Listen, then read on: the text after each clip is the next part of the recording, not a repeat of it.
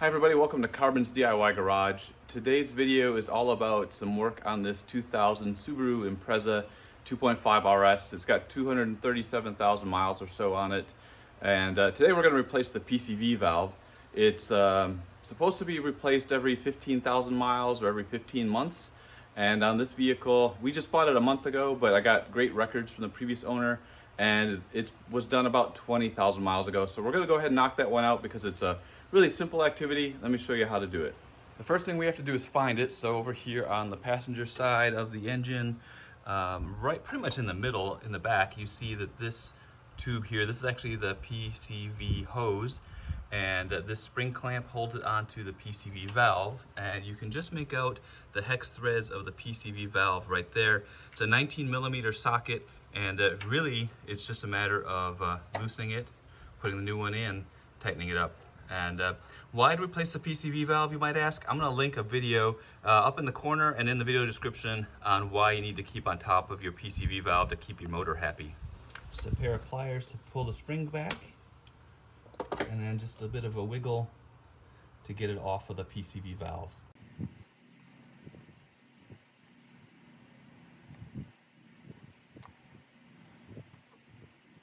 "19mm deep socket to get it off is going to be the easiest thing.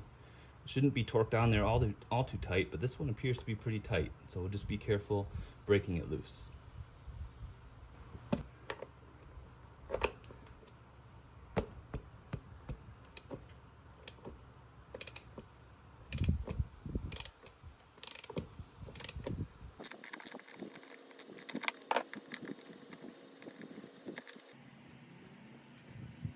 So here's the old one on the left and the new one on the right. You can do the shake test. I don't know if you can hear it. That's the old one. That's the new one. And they sound pretty much the same. But, you know, the shake test is not the only thing. You know, there is some gunk on this. And it's, you know, 5,000 miles beyond what the manufacturer recommends, and this new part, $6. And I'll leave a link in the video description, but there is no reason not to replace this every 15,000 miles. It's super easy, and installation is just the opposite of removing it, and you're going to torque it to 16.6 foot-pounds or 200 inch-pounds. One other thing before installing it, you can see on the old one some silver color. That's anti-seize that the previous installer used. I'm actually going to use Teflon tape. I've seen people use either. I've seen people use nothing.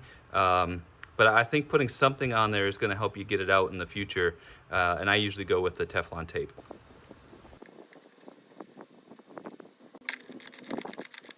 Just be careful not to over torque it. You are putting it into an aluminum block.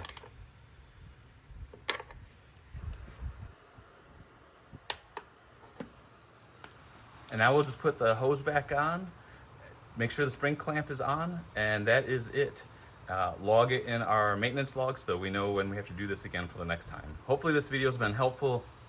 If you like the content, there's a lot more, especially on the Subaru, so please subscribe to the channel.